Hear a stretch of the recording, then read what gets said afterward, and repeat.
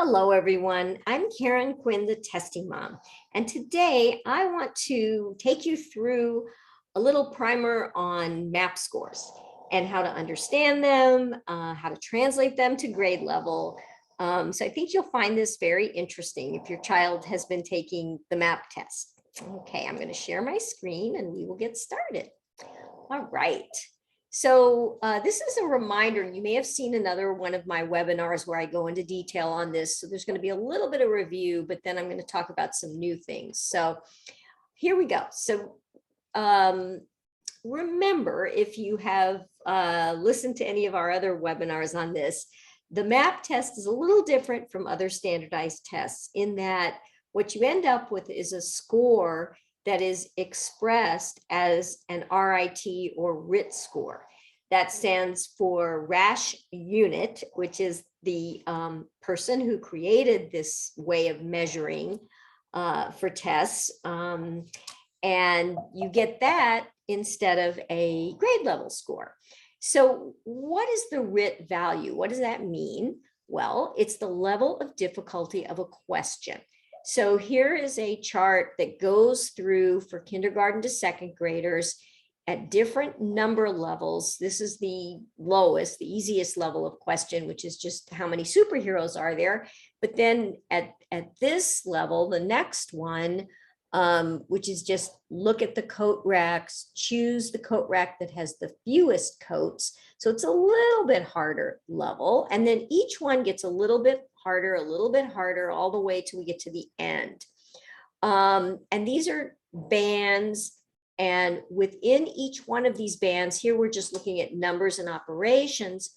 Within these bands, there are many, many questions, many different questions, but they're all at this level of difficulty.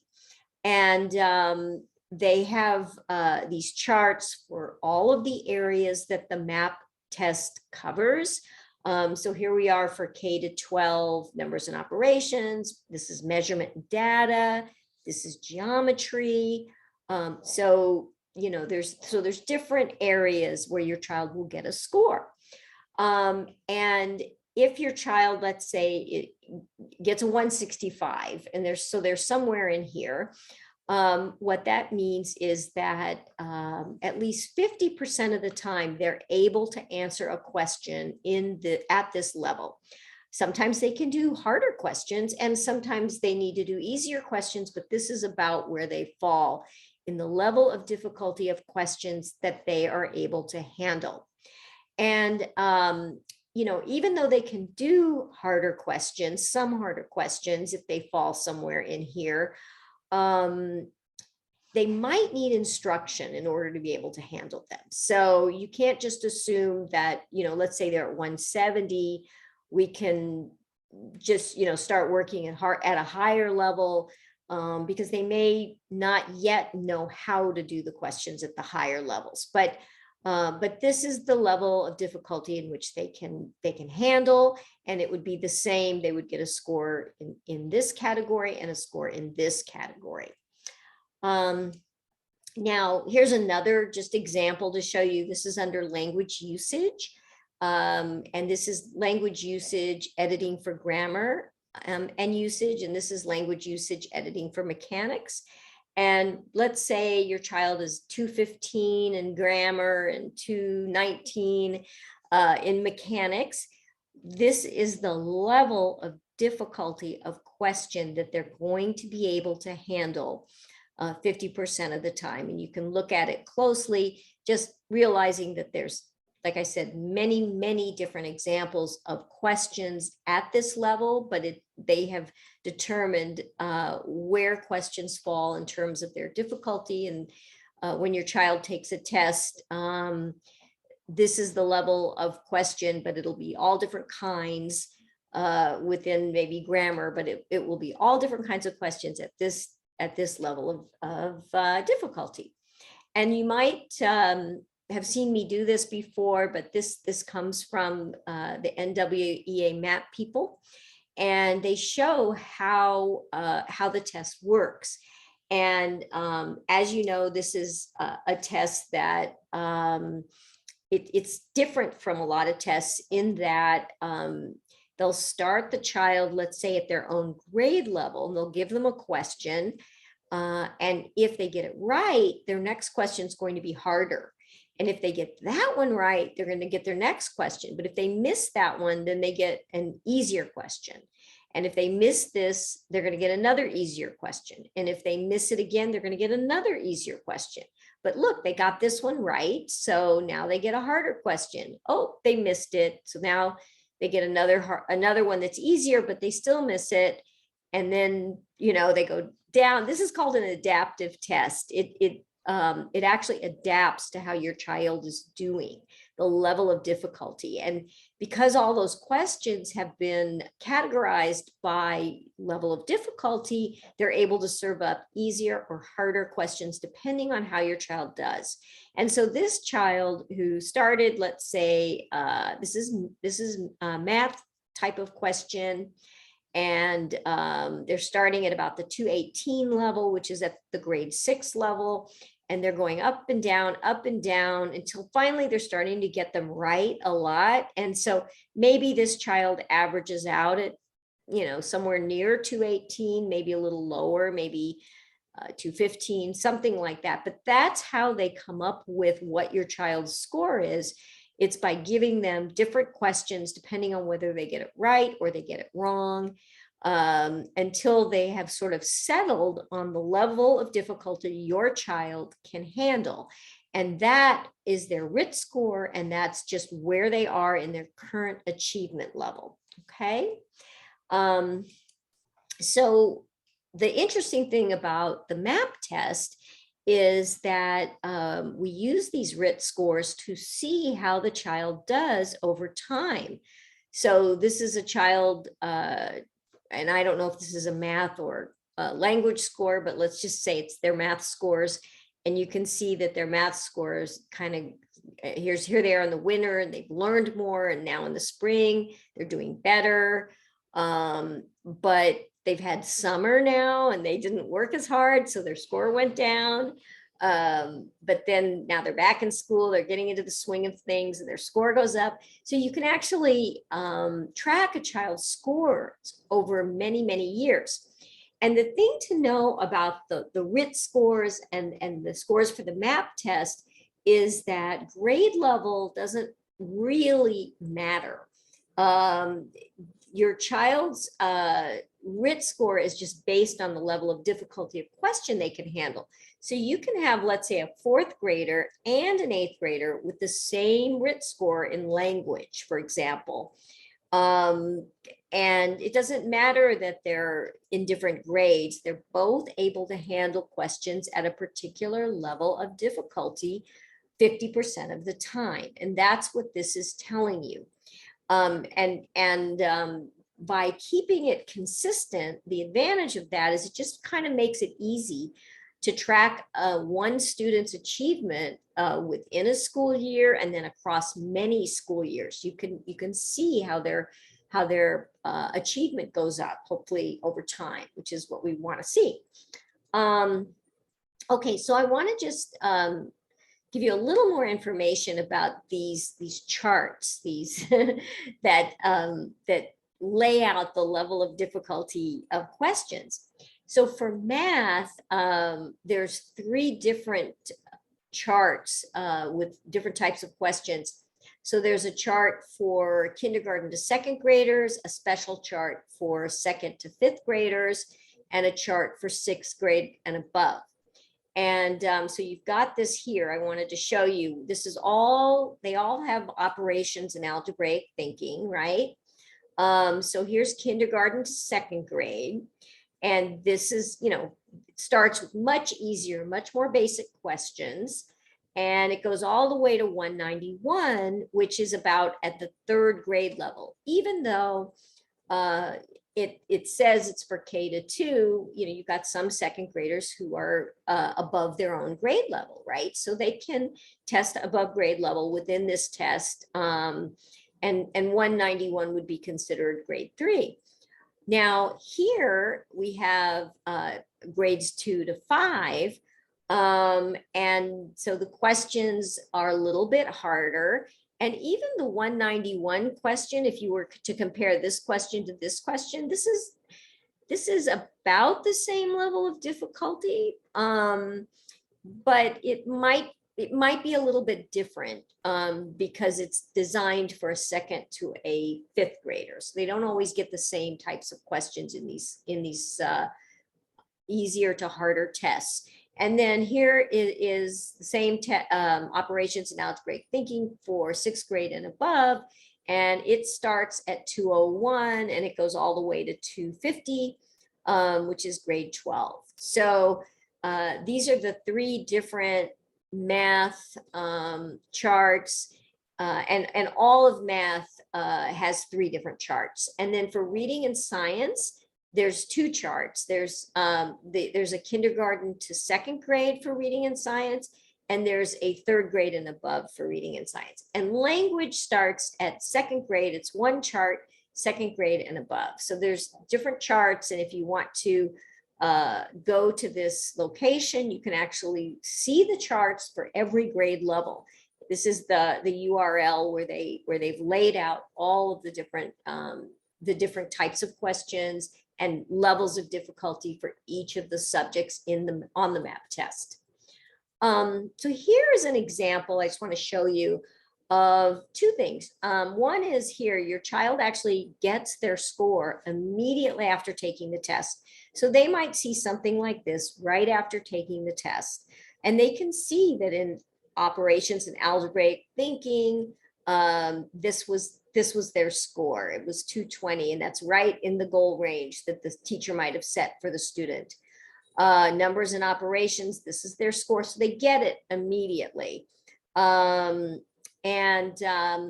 this is an example of a report that a parent would get, and it breaks down the whole score. You can see their math score, their reading score, language usage, and science.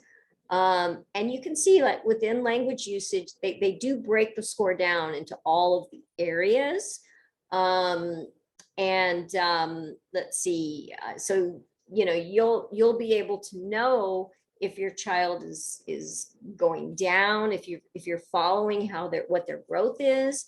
Are they able to do more now since the last test, or have they backslided a little bit? Maybe it was over the summer and now it's fall and they really need to catch up. But it tells you in every one of the categories how they're doing. Okay, so if the teacher sees where they are, they can see what they need to learn next. And if your school has purchased, part of the MAP program is they sell learning programs like Dreambox, ScootPad, Mosaic. In fact, these are all on the Testing Mom website as well. So if your school didn't buy these programs, these are learning programs that teachers can have your child work on these skills. Or if you're a Testing Mom member, you can just I'll show you in a minute, you can just go to our Skill Building Academy and have your child work in an area where they need help as well. But this shows you, what their scores are right here.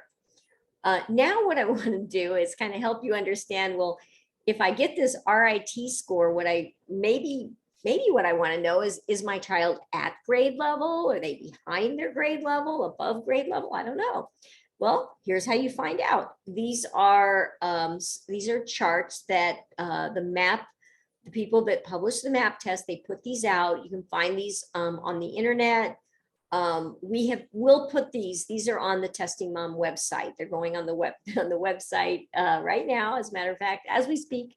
So that if you want to try to translate scores that your child's earned, and you want to kind of have a sense of, what do we need to work on, you can translate it into grade level, because so often learning programs are based on grade level, and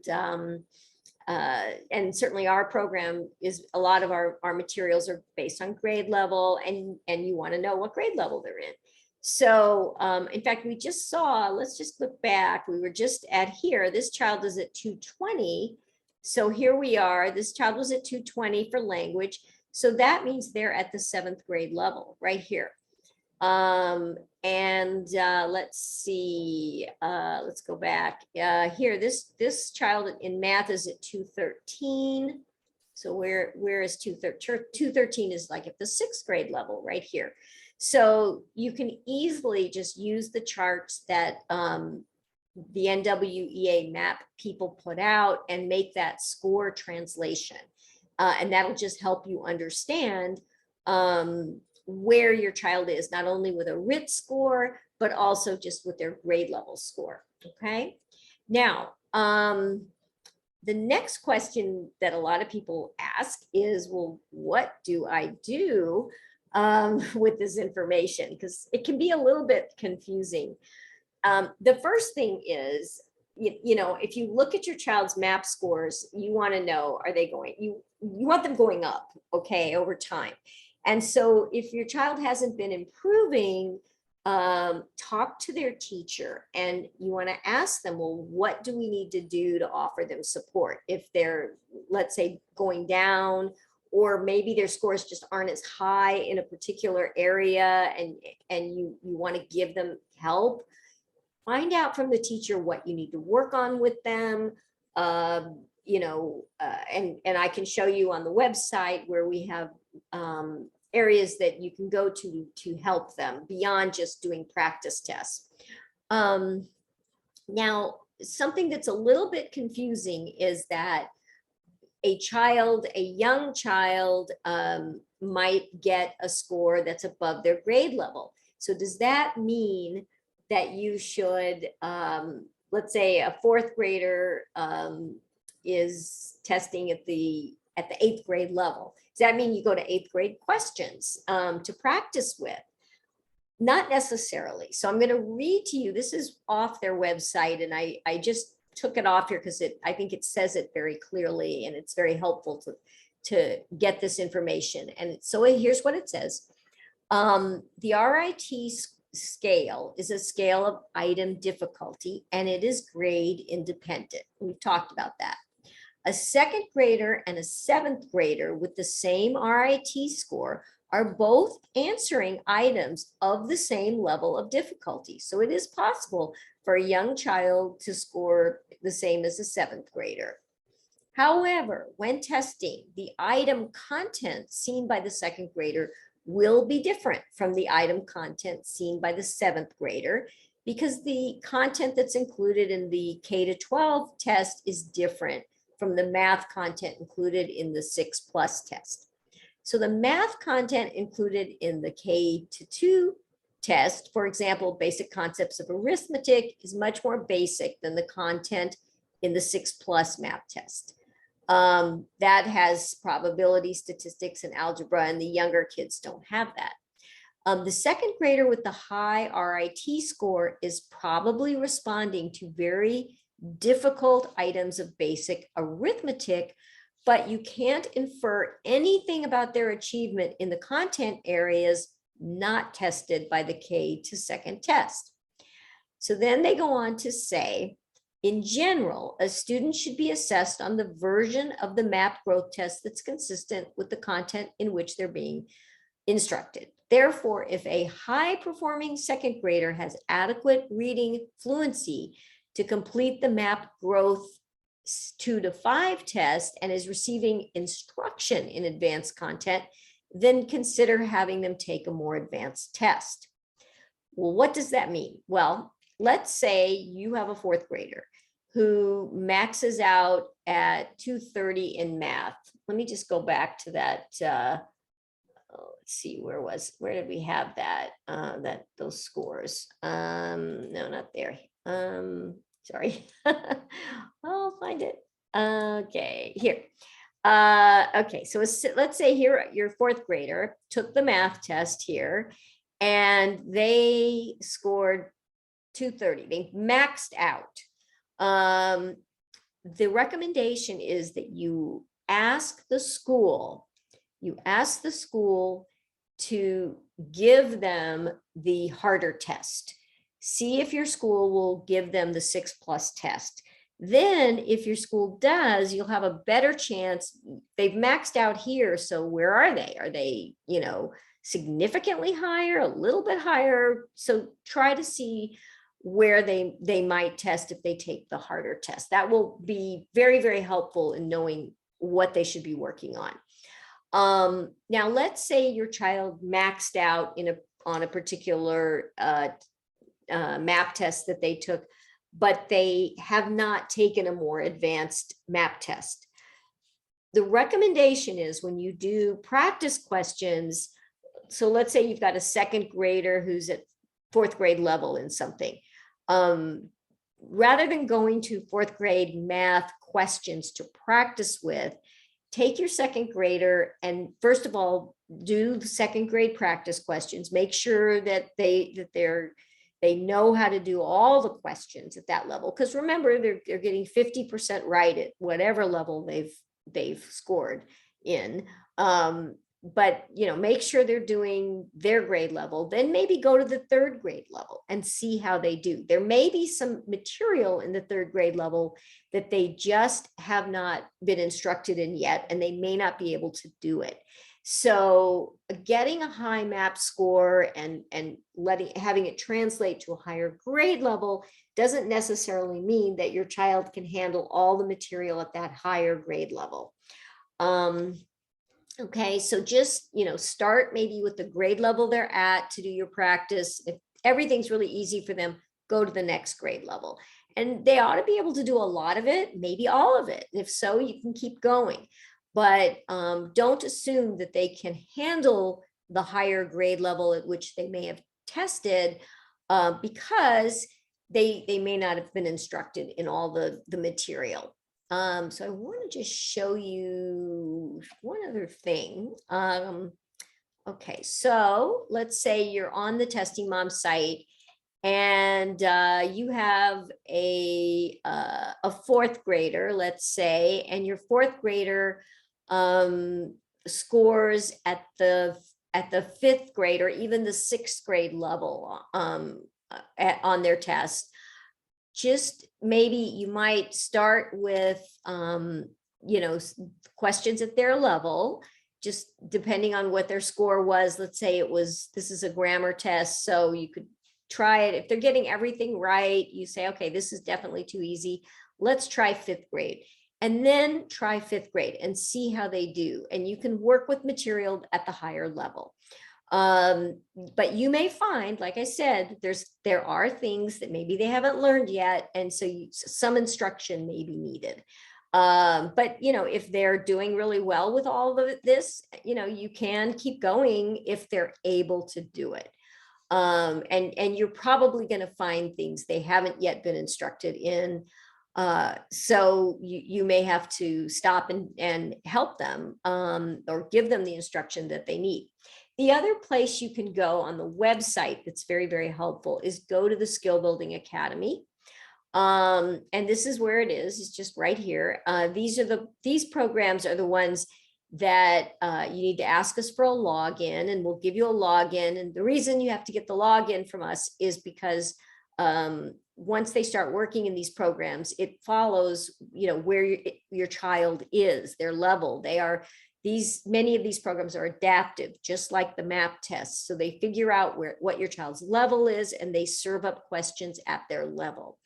And so it kind of follows the MAP test. The MobyMax definitely follows MAP test very, very closely. But Dreambox is good. Mosaic is good. They're all wonderful programs. Reading Kingdom for younger kids. So if your child is going to have to write on the MAP test, and there is writing that they may have to do, make sure they know how to type. They can use Typing Quest for that. But these are all programs that you can turn to that will help them with their